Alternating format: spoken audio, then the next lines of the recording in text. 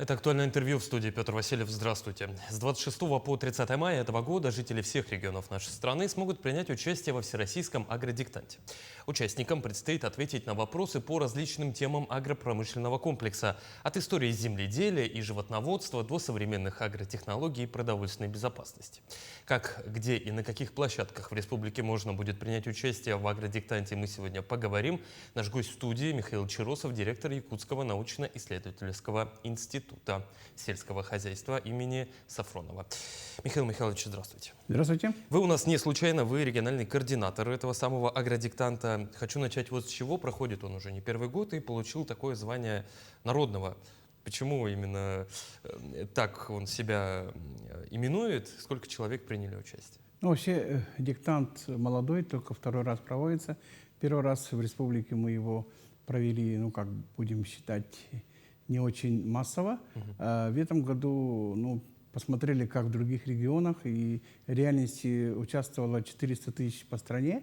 Сейчас уже организаторы, ну, предлагают побольше вопросов интересных, разнообразия. И, ну, как бы розовая мечта у них — это 1 миллион жителей нашей страны будут участвовать. Поэтому в какой-то мере, ну, почти проценту населения это тоже можно считать народным.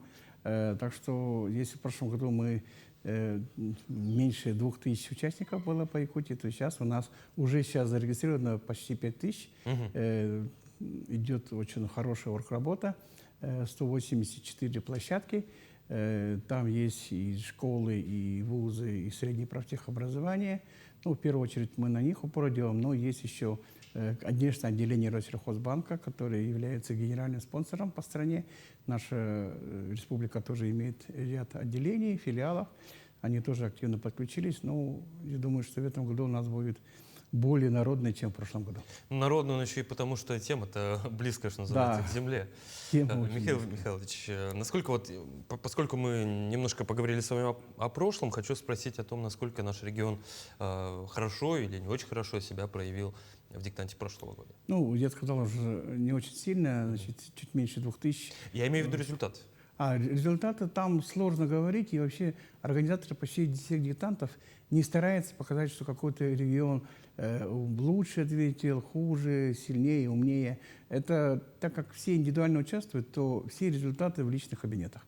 Это фактически полуперсональные данные, и никто не может сказать, что вот у меня мало баллов или вот тем, у кого, ну, 100%, 30 баллов 30, там, конечно, это хорошо, это высший пилотаж. Среди них даже там призы разыгрывают в масштабах страны, но это, главное, не основное. Основное все-таки это знания, которые интерес к аграрной сфере. Главное участие, хорошо, согласен. А тем не менее, победителю что дает? Ну, Дает победитель... вообще этот диктант? Ну, вообще такого, как в других диктантах, диктант победы, там индивидуальные баллы, там еще что-то, пока такого нету. Но самое основное, что проводятся розыгрыши, в том числе некоторые сенаторы прямо оплачивают проезд до Калмыкии, определенные там призы есть, колонки. Но когда с 1 миллиона выбрать, конечно, понятно, что шансов мало, но вдруг, а всякая жизнь бывает. Мы тоже у себя здесь тоже пытаемся, Россельхозбанк, отделение призы, народные депутаты и так далее делаем. Но, по сути, главное все-таки это понять вопросы. И что самое ценное, я считаю, что 4 возрастные категории, у них у всех разные вопросы, и они все поступают организаторам. То есть кто зарегистрировал площадку, он получает набор вопросов, которые он может в дальнейшем использовать для своих каких-то других задач, для учебного процесса, для своих образовательных там, мероприятий. Это тоже очень полезно. Приходят вопросы и приходят ключи. Вопросы составляются с очень высокого уровня специалистами. Все грамотно, все корректно. Это главное. А вот про сами вопросы и темы, которые поднимаются в рамках диктанта, поменялась ли тематика вопросов? Вот, например, фигурирует продовольственная безопасность. Тема относительно новая для нашей страны, но тем не менее очень и очень актуальная в нынешнее время. Да, да, и еще ее называют биоэкономика, многие направления. Это то, что сейчас уже идет в целом биологизация аграрной отрасли. Ну и есть цифровизация, то, что сейчас даже вот беспилотные технологии, вопросы тоже идут, которые вот сейчас сельскохозяйство уже совершенно новая отрасль, развивается, уже как бы по-особому смотрится, но есть и классика. Вы сказали про историю земледелия, про животноводство, классику по племенному делу. Это было, есть и будет, конечно. А вот я, насколько понимаю, диктант открыт для любого желающего. То есть от мала до велика, садили вы картошку, не садили вы картошку, Да. можете принимать участие. Как здесь уравнять шансы между профессиональным агрономом, который всю свою жизнь посвятил этому, и обычному жителю? Ну вот в этом и фишка. Я, например, по многим диктантам вижу одинаковые такие подходы по всем категориям. Здесь 4 возрастные категории. Первая категория – это до 12 лет. Я даже вот вижу по многим группам, там чуть ли не в детском садике предлагают вопросы посмотреть. То есть, видимо, вопросы подготовлены под такой контингент до 12 лет. Это все-таки легкие вопросы. Потом вторая категория от 12 до 18, то есть школьники, подростковый возраст, самый, который должен определиться, ему в какую сферу нужно идти. Ну и есть еще это взрослые 2 категории. Одна из них вот как раз то, что вы говорили, без профильного образования, а вторая категория с профильным образованием. То есть там вопросы не универсальны? Совершенно не универсальны. 4 типа вопросов. Они для каждой категории будут свои. И в этом, на мой взгляд, вот фишка этого агродиктанта, потому что никто не почувствует, что он очень плохо знает и все. А если он что-то чуть-чуть хуже знает, в следующий раз освоит, посмотрит. Потом придут ключи, которые, в принципе, на сайте будут правильные ответы. И есть сейчас Макс-каналы, в которых расписываются такие агрословарики, там, так далее. Можно чуть подготовиться заранее. Но, в принципе, это же не задача прямо все там что-то выиграть, что-то получить. Это кому как. Задача получить все-таки знания, что они полезны. Ну, а по поводу в Якутии у нас, на самом деле, сейчас самое большое число зарегистрировавшихся – это взрослые без профильного образования. Вот это, что меня удивило. Большая часть, сейчас, конечно, идут студенты, школьники, у них, конечно, нет профильного образования, но все-таки взрослые заинтересовались без профильного образования. То есть, я предполагаю, это домохозяйки, люди, которые посадили, вот как говорили, морковку, картошку когда-то раз в жизни. Они считают, да, мы хотим участвовать и так далее. Это хорошо, они же, я понимаю, что если они идут участвовать, значит, они оценивают какие-то свои знания, умения, навыки, которыми они обладают. Да. Тем более, я уверен, что наши, даже и агрономы-любители, обладают обширными знаниями. Даже ту же морковь вырастить в условиях Крайнего Севера – это задачка со звездочкой. Да. Михаил Михайлович, если говорить о том, я понимаю, что вот вы сказали о том, что 184 площадки, это различные, я так понимаю, площадки физические, то есть школы, институты, учреждения и так далее. Как в районах республики найти свою площадку? У нас есть очень много аграрных районов. Да, у нас, во-первых, сейчас во всех практически районах есть такие площадки, но все-таки мы упор сделали больше не на площадке, а на онлайн. Потому что, сами понимаете, май месяц, конец, у всех свои дела и так далее. Разгар вообще огородного сезона. Разгар всего, да. И мы прямо изначально уже прямо говорили, онлайн – это самая лучшая форма. Потому что, по сути, мы сейчас идем на 6-м месте, и я вот вижу, как отреагировали именно социум на то, чтобы участвовать в более таком легком режиме. А тот режим, который вот сейчас по площадкам, он требует бумагу, распечатки, проверку, ключи и так далее. Это тоже хорошо, что 84 площадки.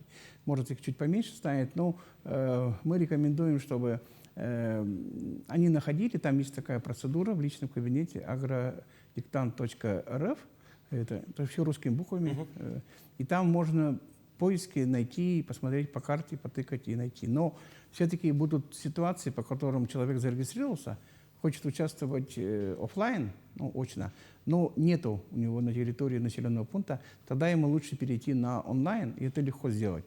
В этом плане вот гибкость организаторов меня радует, что они учли многие, возможно, ошибки других диктантов, где просто нужно сканировать, отправлять, там много различных технологий, а здесь человек сам выбирает под себя, под реальность, которая есть. Так получается, прямо сейчас можно в перерыве от весенне-полевых работ, прям не отходя, что называется, от тяпки и плуга, пройти Да. И этот... еще, что самое, вот экзамен. многие регионы, они наоборот попросили, чтобы соединить регистрацию и собственное проведение. Вот завтра, 26-го, можно зайти на агродиктант, зарегистрироваться, подождать некоторое время и пройти диктант сходу. То есть за один заход. Фактически это можно. Ну, это, конечно, для тех территорий, где у нас в Якутии неплохой интернет, где можно держать сигнал. Но в целом организаторы говорят, что даже со слабым интернетом, потому что личный кабинет — это по-любому регистрация интернет, можно там, сохраняя промежуточные ответы, что-то получить. Мы, конечно, понимаем, что там, где нет интернета, а у нас это все, в Якутии все меньше и меньше таких территорий, все-таки больше у нас уже становится территорий, где много интернета, соответственно, там тоже получится у них все это дело. Михаил Михайлович, хочу еще спросить в заключение о том, что есть такая инициатива о том, что агродиктант — это вот не просто какой-то там очередной тест ради проверки своих знаний, но это своего рода еще и может он задать вектор направления всей жизни, особенно для тех, кто вот только начинает. Младшие, средние, школьники, студенты и так далее.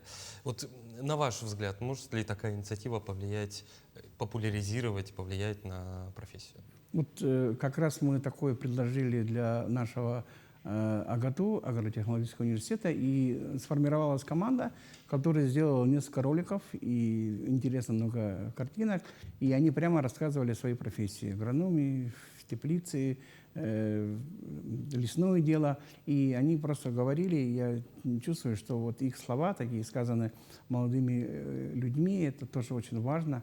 Они рассказывали для более младшего поколения. Я думаю, что это как раз к этому и приведет постепенно.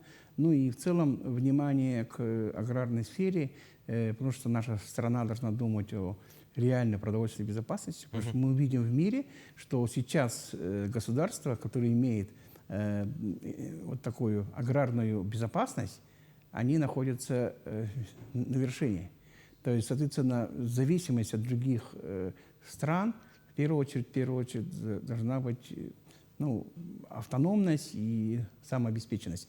И в нашей стране более-менее это все хорошо, но, правда, есть у нас, конечно, продукты, которые невозможно у нас в России выращивать, но, по сути, наша страна сейчас очень мощный экспортер зерна, много производим, значит, минеральных удобрений и так далее. Наша Россия как раз уделяет внимание этому вопросу. И вот агродиктант — один из таких аспектов, то, что необходимо развивать эту часть. Это направление, и я, как директор Якутского института сельскохозяйства, всех призываю участвовать. Это семьями можно участвовать, они получат разные вопросы и ответят. Ну и предпочитаю онлайн. Не могу не спросить, а вы сами писали диктант? Я в прошлом году написал первый раз И как? и получил диплом 3-й степени. Ничего себе. То есть это не говорит, что первой степени можно, а это может не обязательно. Ну, там я отстал до максимума вопросов 5, кажется. А какой самый интересный вопрос вам попадал? Ой, я уже не помню, там были довольно интересные, но мне понравились работы, связанные с пространственным анализом по земледелию, там, по структуре. Был интересный вопросик, я там ответил по терминам, понятиям. Мне было интересно. Именно та часть, которая мне была интересна. Ну, это был тест для профессионалов, поэтому, соответственно, профессионалы это знают. А для других тесты, я же не буду школьный. Тем более там отслеживают, там дату рождения ставишь, там уже невозможно это взрослому пойти на более младшие. Михаил Михайлович, я уверен, что в этом году все задания также будут невероятно интересны для всех категорий от мала до велика. Самое главное, что, я уверен, возможно, в будущем они найдут свое прикладное значение и у нас на Земле, и в целом для нашей большой и необъятной страны. Я благодарю вас за интересную беседу. Спасибо, что пришли к нам в студию. Спасибо большое вам. Это было актуальное интервью. До встречи.